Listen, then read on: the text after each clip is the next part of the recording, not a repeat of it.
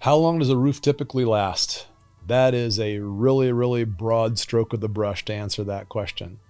First of all, there are different designs of roofing materials that were meant, some of them to last a long, long time. I don't want to use the word forever because there's no such thing as a forever roof. There's no such thing as any material that is forever. But the term gets used a lot lately, lifetime. And some of it is for legal reasons.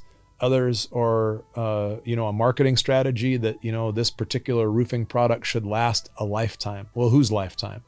And what lifetime are we talking about, right?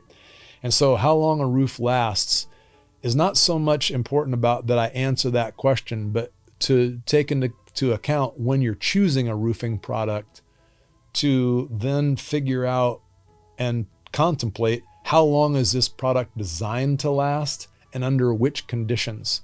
We've covered topics today about warranty, about insurance claims, about all kinds of elements that would be a consideration when we're talking about how long a roof should last.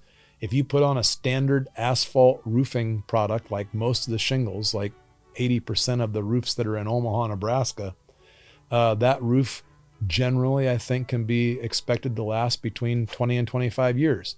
That's if the wind doesn't blow really hard and blow it away, if there's not some massive hailstorm that doesn't come along and ruin those shingles, if you've got a qualified roofing contractor who installed that roof in the way that it was intended and designed by the manufacturer, following all of their recommendations and requirements to make sure that it's put on the right way.